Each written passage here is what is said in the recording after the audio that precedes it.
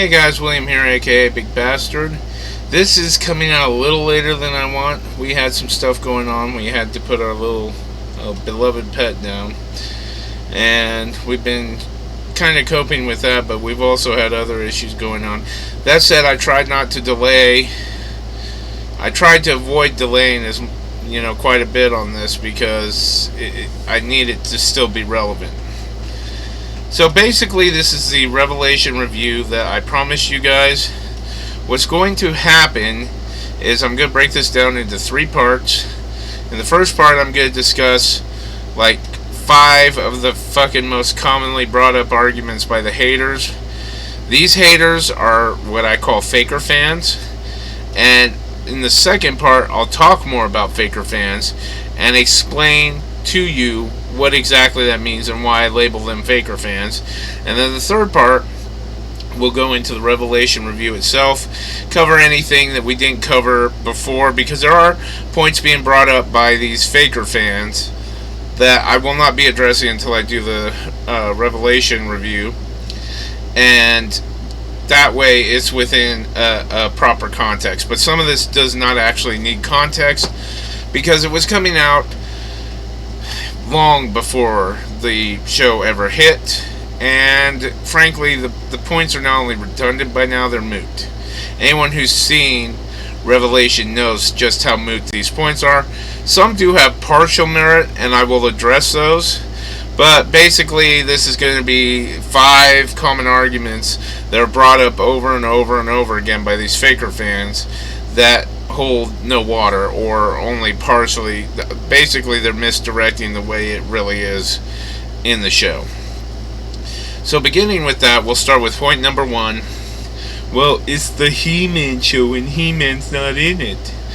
First of all, anyone who's kept up with the Masters franchise through history up till now knows that He-Man and the Masters of the Universe is a bit redundant because He-Man is a Master of the Universe.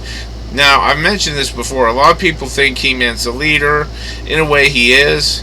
Although, if I was going to assign a leader, it would literally be the Sorceress, because she's the one that gives the marching instructions to He-Man. But I'm not going to get into that. So, does He-Man appear in his own show? A lot of people are wondering who haven't actually seen the show. Yes, but it's kind of complicated.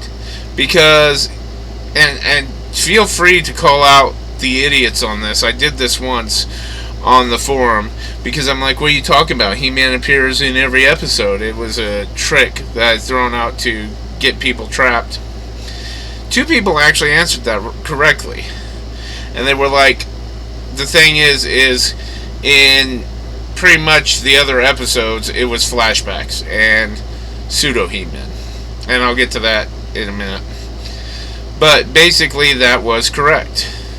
So, the only time you actually see He-Man per se, as himself, is in the first part where he battles, in the first episode where he battles Skeletor. Does that mean this is the Teela show? Well, getting into the second point, well, the show's all about Teela, it's the Teela show. There's a few problems with that as well. This argument it partially holds water, but not completely. So Teela is tasked from the second episode on to go find the Sword of Grayskull and basically bring it back together, because it has been sundered. We'll cover more about that in the review. But yeah, it's been torn asunder. And she initially is reluctant to this, but then she ends up going, convinced largely by her friend Andra, and we'll get more into the Andra and Teela relationship pretty soon here. And she's kind of the leader, but in a way like He-Man's the leader, as in not really the leader, but does help lead people, if that makes any sense. Because like I said, Teela, just like He-Man's, getting marching instructions from someone else. But she acts in the... one thing that people are justified in bringing up is that she acts in the role that would traditionally fall to He-Man. So the thing is people calling it the Teela show. First of all, they don't understand that the first half of a season does not make it the Teela show just because she features prominently. Now, arguing with them on this is fucking redundant, stupid, and just get you in a circular fight over and over again. Because they're fixated, they're hung up on the fact that Teela takes the lead for the first 5 episodes. Now, people have also addressed Teela's... Well, let's get to the point where people address Teela's looks first. So, I think you've seen on the last video, and if you haven't seen it, then feel free to check it out. But I think you saw in the last video that where Teela does have a new look, many consider extreme. The problem I have with comments on her looks is twofold. Number one, the first problem I have is basically this is made by guys who their biggest complaint is they can't jerk to the new figure.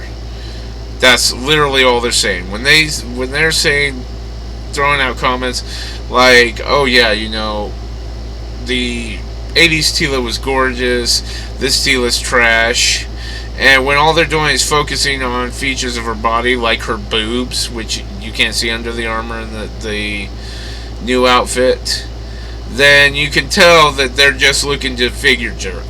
You know, they want to jerk off to the figure, and that's what they want. Why they can't just go back to prior materials and prior figures and do that anyway, as they've been doing for so long, I have no idea. But apparently it really offends them that they can't jerk to the new figure. Now, a lot of people would be like, well, you're strawmanning their argument. Well, in a way I am, but literally, you give me a good reason why the only focus of these guys' complaints is Teela's body. And she's more muscular. You know, a lot of people are like, well, she's not as feminine, I can't fuck that. That's the gist of it. Literally, when you're focused only on the prominent aspects of her body and you ignore anything about attitude or mentality or individual characteristics, you're just saying that's a figure I don't want to fuck, whereas the other one I would fuck the shit out of. Like it or not, that's the way it is. That's the bottom line. Now, some people have gotten smart and made charges about her personality as well.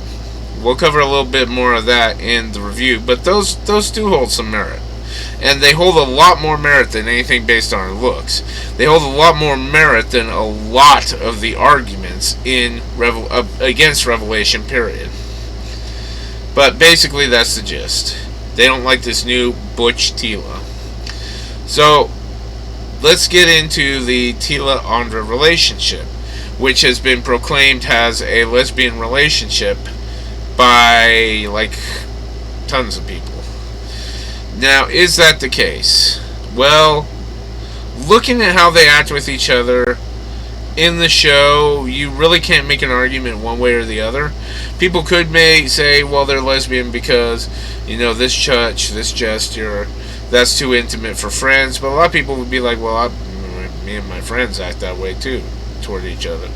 There's the point is Kevin Smith was smart, and he went and did it in such a nuanced way that you really can't say for sure, oh yeah, she's a lesbian. Which a lot of this point is fucking moot anyway. If she fulfills her role, if she fulfills her destiny, becoming the sorceress of Castle Grayskull, her future is not going to allow for intimate relationships. And her future sure as hell isn't going to allow for intimate relationships with someone who basically is obscure as Andra. And we'll discuss a little more about Andra in a second here. The fact of the matter is no matter how much of a lifelong friend of Teela she is, Teela's priorities and obligations would take her away from pretty much any relationship, not just intimate. Because we've seen this before. We've seen it in the Eternity War arc, where Tila became Serpos, which is the ancient form of Zoar, which is the spirit that, the goddess, if you will, that infuses the sorceress with her power. So, when she became in this aspect, she was totally distant, and she didn't have a lot. Now, admittedly, they had a lot of shit hitting the fan then, but due to her duties to Grayskull, she did not have a lot of time for friendship, casual chat. She didn't even have time for her father, and her father had been through a lot. So, you know, my guess is that has she become sorceress of Grayskull, which is her destiny, then literally relationships are not a thing for her. We see it with the original sorceress. So that can go either way, that can go any way. Frankly, it's a non-issue. Kevin Smith makes it a non-issue. It's not like there's any big revelations of, oh my god, I love you, I can't live without you. Not that Tila knows she's going to be the sorceress yet, but, and so people could argue, well, she's forging a relationship without knowing what her future destiny holds.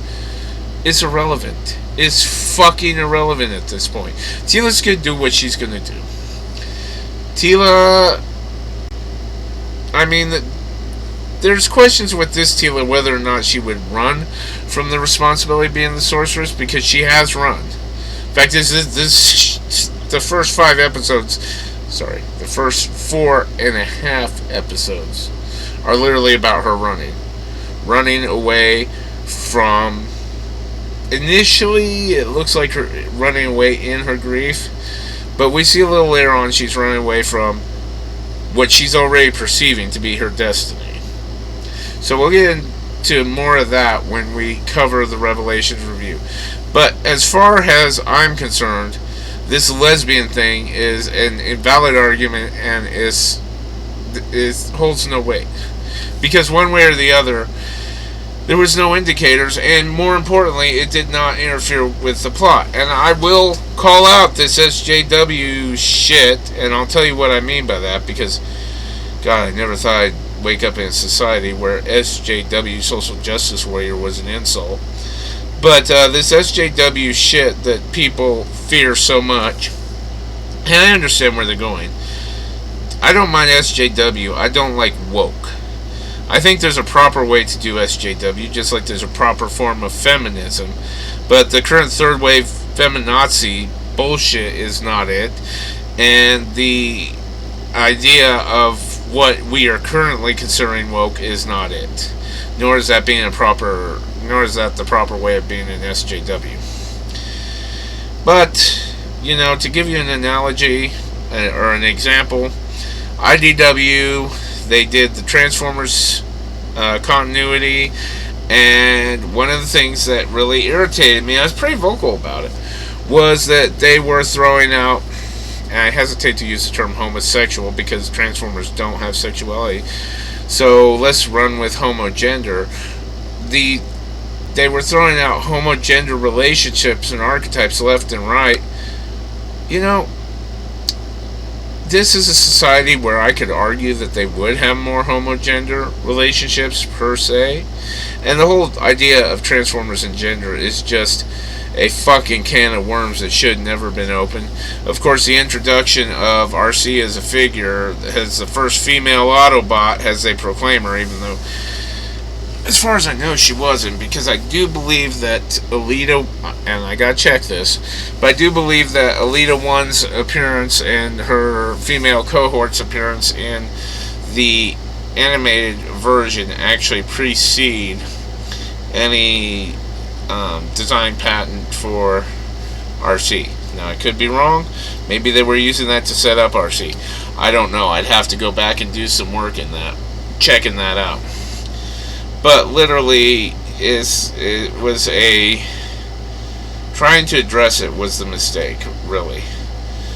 Because you cannot properly address this in a way unless you either retcon it so that the Transformers have biological elements And even then, certain things don't make sense. The RC in Transformers Prime has fucking tits. How the fuck do you explain that? You know, Pink RC from the 80s, that was more explainable than RC from Prime with tits. That's a specifically mammalian feature. Why the fuck does she have tits? Is totally fucking stupid. And I actually like the Prime cartoon. You know, don't get me wrong, I'm not hating on it. I'm just saying this is one of the questions they raise that if you try to answer it, your mind's going to blow up. And it has been tried to be answered in the IDW. I think it was Furman, when he was writing them, actually went with the idea of gender dysphoria for RC, and that she was the first female Autobot created by Jahaxis. The only problem is, if I recall correctly, in a much earlier scene on Cybertron, we see Elita 1. And I believe Chromio. So, you kind of got problems there. You really do. At any rate, going back to the other, this is a... Oh, and it was funny because on the comments, I'm tracking back to this for a minute. On the comments forum, I was being totally slammed because I cried out against pretty much all the same gender shit, except for ironically, the relationship I hate the most when it started because, and I'll explain that in a minute, the tailgate, no, let's not go there, and the Cyclonus relationship, because I really like Cyclonus. I'm like, this is a bad, big bad, fearsome, kick-ass warrior. There's no way he's going to get in some sort of lovey-dovey with a fucking minibot. They did it not only in an organic way, but in a way that worked. So I was actually quite pleased with the end result of that. Everything else was just shoved in there for representation's sake and pissed me off. And I was getting called out by other people on a comic forum as a bigot. This is the funny thing. I am a centrist. I sit straight on the middle line. I throw rocks at both sides. So when I make an argument against the right, they call me woke. When I make an argument against the left, they call me a bigot, a hateful bigot. It's just fucking stupid. It is fucking stupid. But going back to the other, so the lesbian thing is a non-issue for me on that, because there really isn't one. You're working really hard if you're pulling that out of there. So moving on to complaint number 4, is a female-dominated show, and only the women do anything. Only the women kick ass. And actually, going back to the point number 2 on Teela, I actually had a reviewer say, "Oh, Teela's invincible, and she kicks everybody's asses, and you know she can do everything. So why do we even have a show?" I was kind of confused because the reviewer gave out enough information that I was like, you should know better than to be saying that, because that's not what was in there. Because the reality is there were numerous situations in 5 episodes where Teela got in positions that she needed help. And it wasn't just females that were helping her. So it's a great example of this. I mean, there's shit sitting there talking, you know, Teela for the win, Teela kicks everybody's ass. They were on a ship in the Crystal Sea, and we'll get more about why that is. But they were on a ship in the Crystal Sea, and mermans, aquarians, whatever you want to call them, ambushed them, and they were surrounded. And I thought this was kind of funny because Roboto doesn't fire off a shot, Orko doesn't try anything, Evil Lyn can't do anything. We'll get into more on that a little later. But ironically, Andra doesn't do anything, but ironically Teela, the so-called leader, the so-called fearsome badass bitch who can kick anybody's ass, doesn't do anything. Now, I was kind of irritated with that from a story point, because somebody should have led the charge to try to defend them. I don't know if they were waiting to see what Merman's demands might be, or whoever they thought was the representative in charge, but Evil Lynn would know it was Merman. You know, which would show a reason why Evil Lynn would wait. It would show why Beastman would wait, but it doesn't show why Tila and the others would wait. Beastman's another one. He should have been out in the thick from the get-go. But again, with Beastman, I can caveat that with the same caveat that I got for Evil Lynn. Tila makes no sense. Andra makes no sense. Roboto makes no sense. But they were, you know, you could argue they were trying to wait to see if the leader, or if Merman, for those who knew Merman was their leader, would come out. But instead it was to set up a really cool moment.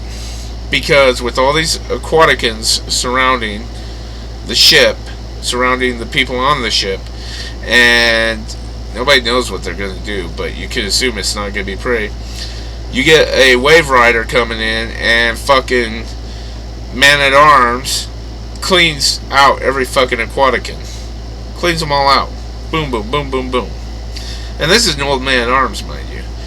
And it was fucking cool. I'm not gonna lie about that. It was fucking cool. And my only problem with it is from a realism point on story structure, because, and how your characters act, because that just doesn't seem like the type of thing that would be done to me if you're in that situation. Just wait and see. But you know, you can work it. But so here's this old Man-at-Arms kicking everybody's ass, and Man-at-Arms is kind of a technical term that shouldn't be used here, but we'll go into that in Revelation. But yeah, Duncan just clears the fucking floor, and then Merman, or Evil Lynn and Beastman wrap up Merman and get him to do what they want him to do. So yeah, you know, fucking women dominated, yet Man-at-Arms Duncan's kicking everybody's fucking ass. It's not the first time that Tila's ass was saved by male. It certainly wouldn't be the last. She would be getting a lot of help, and I think that's the point that people don't understand. It's a fucking ensemble show. Everybody's those people crying, oh well, it's He-Man, and He-Man not in He-Man show. It's fucking Masters of the Universe, and I know a lot of you are bent on the fact that Filmations was called He-Man and the Masters of the Universe, but it was a fucking redundant title anyway, as I pointed out in the other video. Because you're literally saying this Master of the Universe and those Masters of the Universe. Now, He-Man did act, as I mentioned before, in a bit of a leadership capacity, a capacity which now Tila seems to be assuming, but it's still fucking ensemble. No, He-Man didn't do everything himself in the Filmation series. I know, I'm rewatching it to make sure that my knowledge gaps are filled. And the hysteria about this is just fucking bullshit. It's people looking for fucking monsters in closets, is what it is. And really, I'm not gonna lie, like I said, these aren't fans. These are people with a political agenda. But, so, moving on to, finally, the 5th complaint, I believe. And this stems more from the Revelation prequel comic, or at least that's where it got started, because nobody knew what was going on here, what was going on in Revelation, because this would occur in a later episode. But we got a glimpse of that in the Revelation prequel comic. And in that, they had made King Grayskull black. Just like Andra, I said we'd be touching on her a little later. Andra was made black. People are calling this race swapping because these characters were traditionally Caucasian. They're saying it was done in the name of wokeness, blah, blah, blah, blah, blah.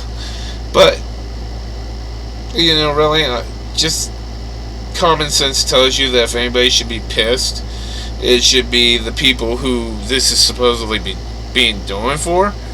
You know, you take two token characters, and let me explain by the token thing, because I know one of the charges at least is coming at me when I say this.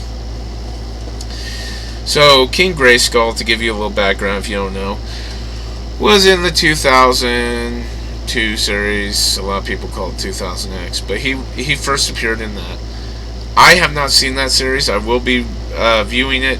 I have, actually right here, the first third, I think, of the series. I've always started watching this one, but never really got through it. I don't know if Grayskull appears in any of these, but regardless, I have not seen all of that, and so I didn't know about Grayskull from that. Now, I have had people on the Facebook Masters of the Universe Uncensored forum confirm for me that Grayskull's part in this, when he showed, was 2-bit. It was a footnote. And this is the way he's been treated in much of the lore, whether DCU or other sources. He's been treated as pretty much a historical footnote in the comics and the other sources. Nowhere has King Grayskull, ever been a huge thing, but just so you know who he is, he's an ancestor of Adam's, allegedly. He forged the power sword, and obviously the fucking castle's named for him. That's all you need to know. That's pretty much all they ever tell you. We do get a little more view into Grayskull in King Grayskull in the DCU series, which I have said repeatedly that much of, I believe that Kevin Smith is drawing quite a bit of inspiration from. But bottom line is, he's a minor character. Nobody, and I'm gonna. Maybe it's not my right to talk for people, but I'm literally gonna say, anyone saying that, oh, I love Grayskull and how dare they mess with him, because I love him so much, is full of shit. It's been a while since I've been to the forums, but I don't recall anybody ever saying on the forums, oh man, he's Grayskull, bomb, badass, man. They're always talking about the more established characters. And I'll actually be covering something interesting concerning an established cast versus newly introduced characters. But Andra, just so you know, I didn't even know who Andra was. Apparently she's a one-off appearance in one of the comic books. Now, I've just finished going over the mini-comic series for Masters, and I don't recall seeing Andra in there. I don't recall her being in the DCU. Oh, I'm sorry, she made one appearance in the DCU. And I don't know if that's where they get it or not, or if she was established in a different comic. The only other comic she could have been established in is either the 80s DC 3-issue run or the 80s DC Marvel Star one, which, now that I think about it, she wasn't in that 3-issue from DC. So it would have been Marvel Star. Other than that, it's just the DCU, and she literally, 5 fucking seconds. And she was turning on Tila, actually, in that story. It's funny because it was actually a kind of crossover thing. It was, I want to say the Injustice. I want to say it was the Injustice versus... No, it wasn't Injustice versus He-Man. Maybe it was the He-Man versus DC. But at any rate, it was one of the crossover issues that Andra appeared in. If that's the first source that she's in. I don't know if she's in the Marvel Star series. I have to read that. I remember starting to read it, and I was like, oh my god, this is cheesier than the Filmation program. But I've heard some people saying some things about it that intrigue me, so I'll go back, check it out, in all fairness. So people are bitching about this race swapping. If I was African American, I would be pissed. You take 2 fucking minor characters, 2 token characters, and you tell me this is your representation. Now, a lot of people have hit the charge against them. Why couldn't they just introduce new characters? And Biaselli, who people are misrepresenting his words, Ted Biaselli, who is the person in charge of actually Smith, I don't remember if he's an executive producer or higher than that, but basically he's the one calling the shots on this. Nothing gets by him. I assume there has to be some clearance from Mattel. But he's sitting there and he's saying that, well, let me tell you what people are saying he's saying first. People are saying that he's saying that they didn't introduce new colored characters because new colored characters would be easily overlooked by the audience. That is a straw man of what he said. He said he's not introducing new characters. He doesn't like the idea of introducing new characters because new characters in such an established cast tend to be overlooked. New characters in general, not just colored. But people were slanting that to make the argument sound like he was referring only to colored people. Establishing new colored characters, and that's not the case. So, people are bitching left and right about this race swapping on two minor characters that is so woke, And, you know, talking about Andra and all these woke things that are being charged against Masters, going back to the relationship with Teela. There was actually, and I don't know how liberal she is. There's a reviewer named Grace, I believe the show is called Beyond the Review, that she does on YouTube. Now, she pointed out, and she favors LGBTQ from the way she talked on the one video that I saw, because she was actually saying that it had been done well in other series, including She-Ra, but that she was actually offended that Andra had been shoved to the back, which is not entirely true. And I'll get to that in a minute. But she was saying that Andra had been shoved back into the closet, basically. Okay, as far as her relationship with Teela was concerned, I don't know if she was referencing that directly or just how she appeared in the show in general. But how she appeared in the show in general, that would be completely invalid. Perhaps with her relationship with Teela, I'm not sure you have an argument there either, because frankly there was no relationship established in that context. So either way your argument falls kind of flat. She did also say that there wasn't a lot of male representation. That's just straight up bullshit. That is total bullshit, because all the males got about equal screen time with the females. Like I said, this could pass a Bechdel test in reverse, and the reason I say Bechdel in reverse is because Bechdel test is basically designed to see if you're getting appropriate representation of women. Do women have a roughly approximate equal time of speaking and scene appearance as men do? That's all it is. And I say in reverse because you would be doing it for the men in this case.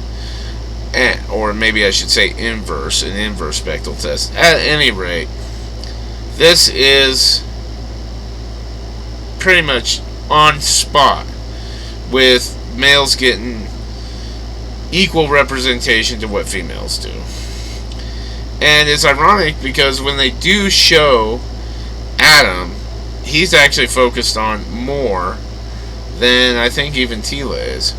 And we'll actually get to that part toward the end of the Revelation review.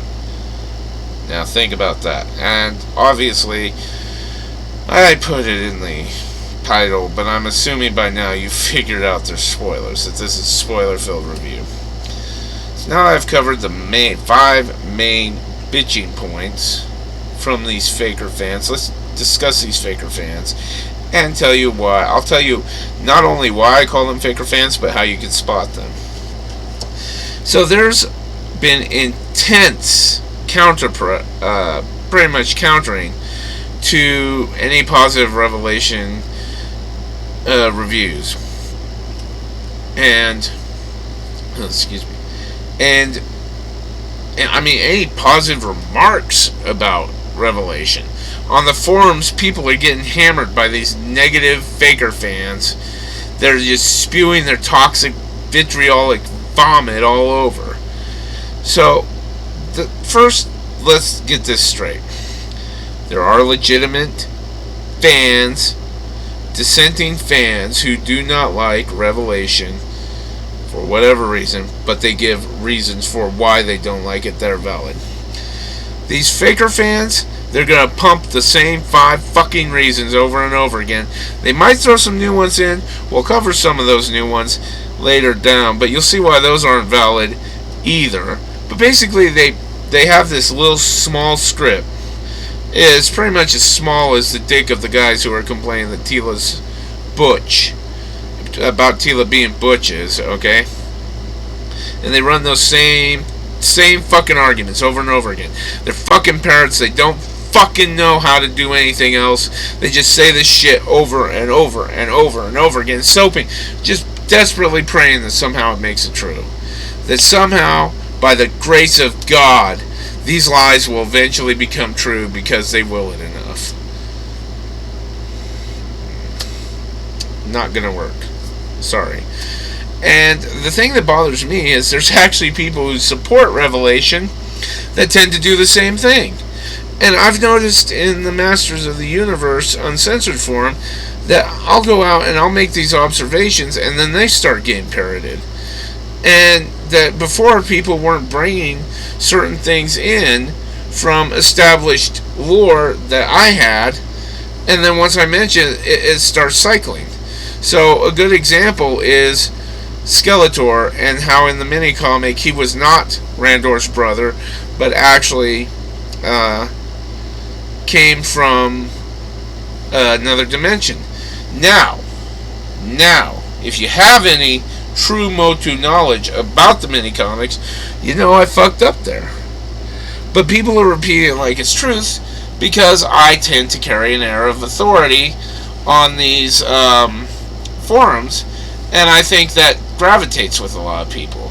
And so they start basically clinging on to certain arguments, and rather not actually addressing or using critical thinking themselves, they actually go and they basically parrot the most authoritative sounding thing from the most authoritative source they perceive.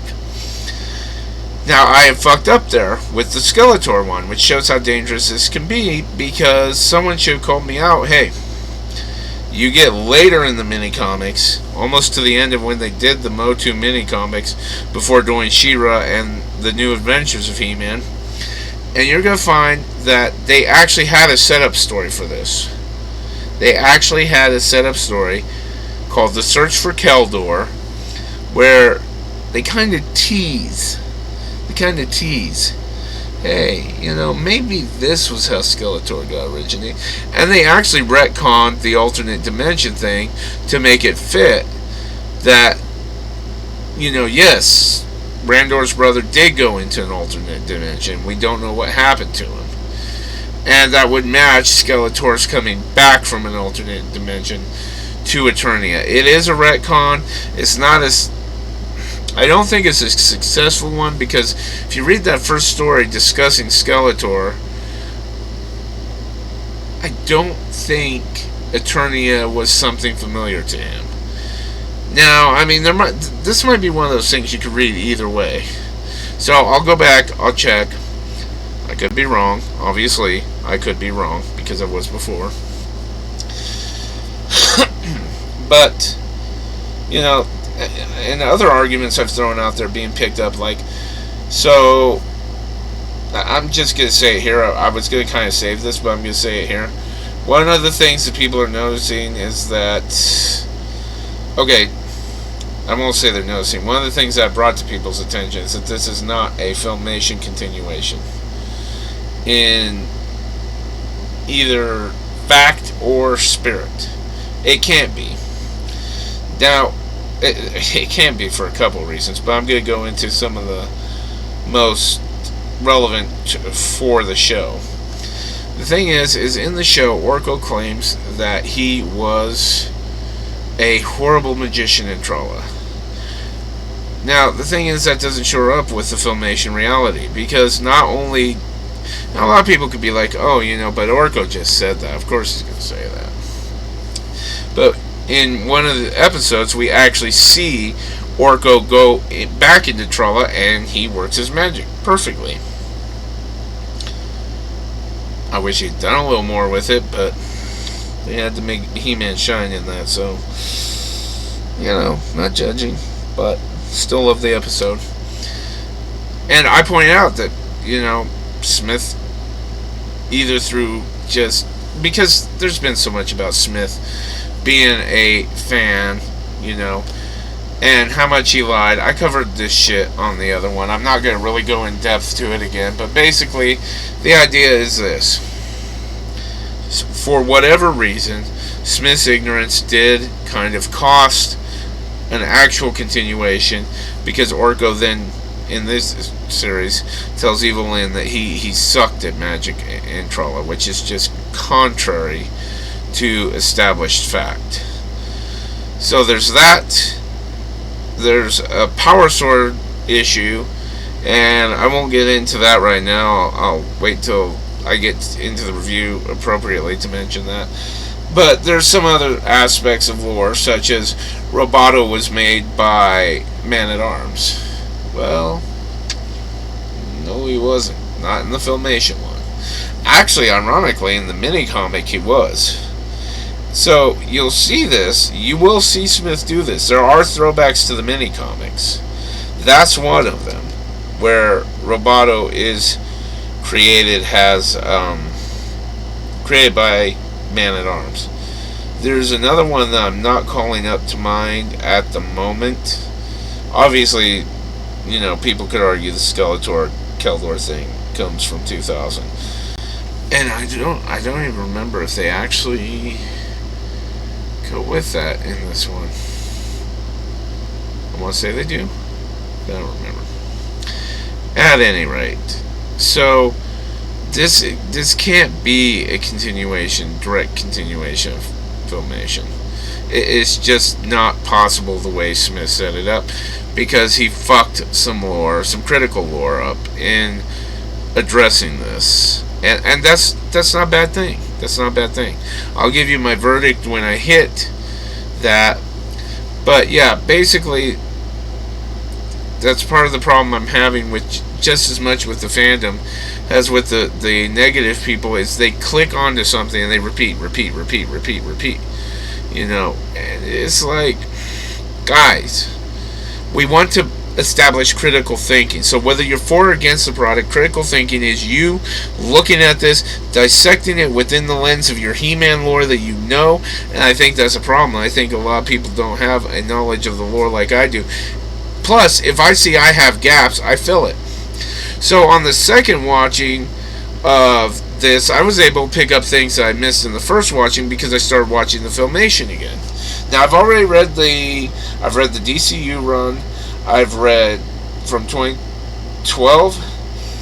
I've read the mini comics all the way up to the She-Ra ones, and I'm still reading that.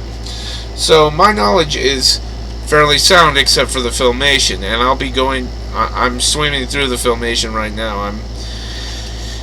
Don't remember what episode I'm up to, 20 odd for sure, but yeah, fact is I just got past the one with Trollo.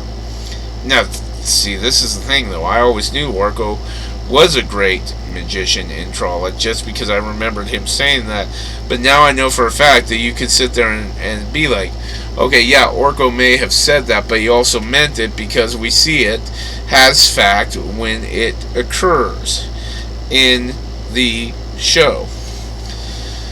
So the toxic, while both sides of fandom can be bad on some things, the toxic faker fans tend to do some things that are just really bullshit, and unfortunately I didn't see this before, but now it's starting to crop up that fans of the Smith product, just from being hammered by the toxicity, are starting to retaliate the same way, and I'll address that more in depth. But starting off, so they won't answer any of your challenges on the show. If you challenge them to put examples from the show that actually are basically examples, if you will. If you challenge them to put direct examples from the show, they retaliate with the same fucking 5 things that we've covered, or a few more that we'll cover in here. But it's the same script over and over again.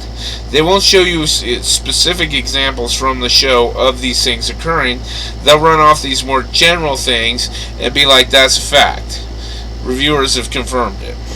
This is another thing that pissed me.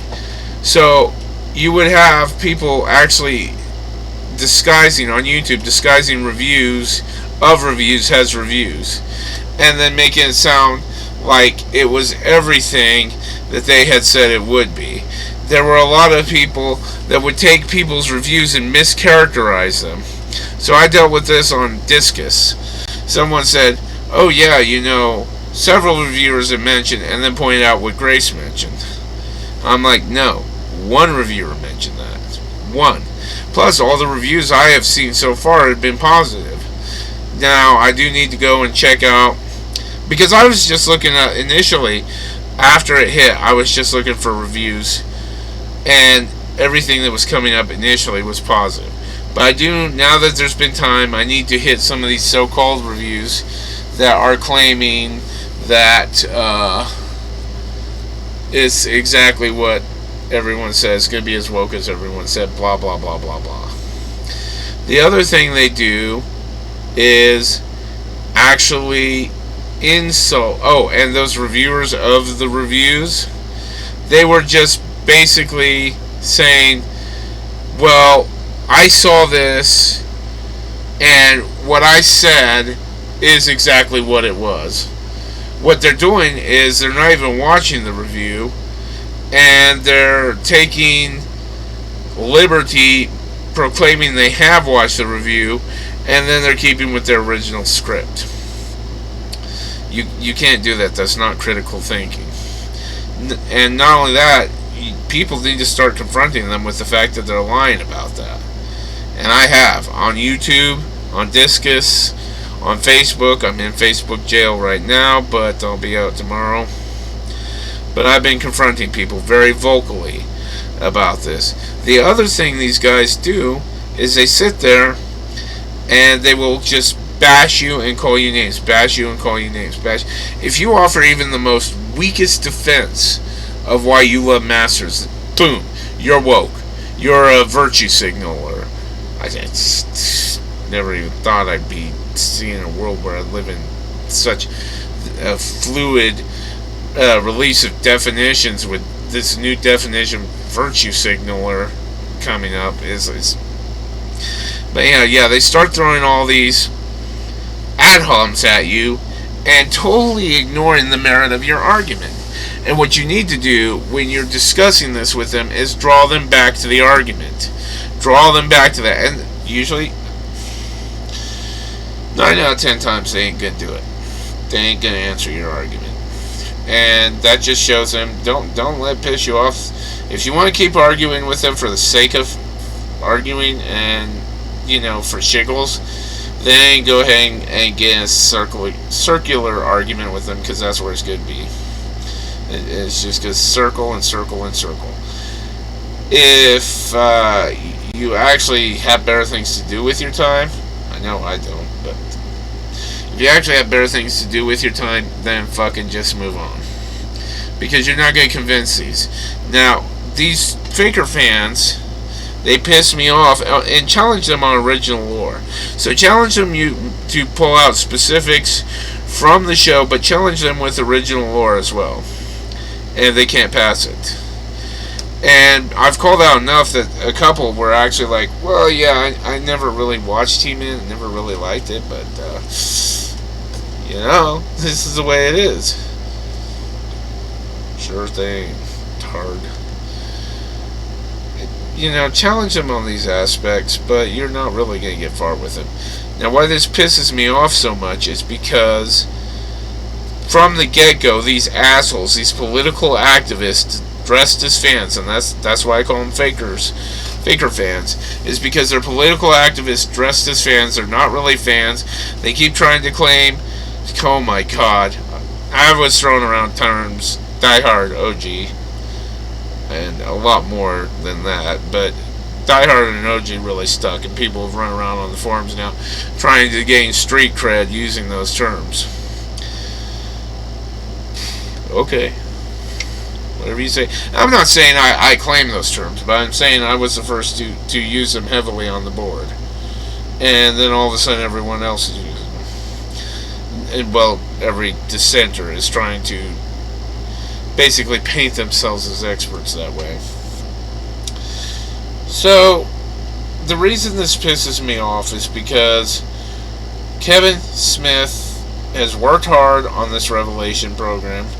People didn't even wait for it to get off the ground. They started tanking it. They're review bombing it on goddamn Rotten Tomatoes, and they're slamming it. They're bringing the score down miserably. It's not in the top 10 in Netflix anymore. And they're happy about this. And why? Why? Because a fucking show was produced and they decided it was going to be something it wasn't. And that's why it pisses me off on that. And that's why I get very vitriolic with these guys. I know people say you shouldn't be fighting fire with these guys, but I do. Because they're just literally destroying the fucking franchise. People are saying that people aren't even going to want touch masters after this. And with good reason. Because it has so divided the fan base. We are literally like the fucking two halves of the swords.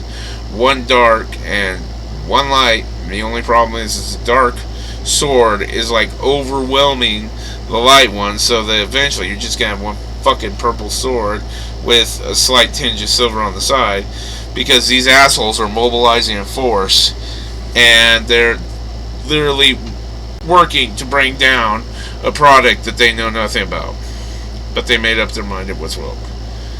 So that's bullshit, and I personally won't stand for it. Now, that said, we're going to get into the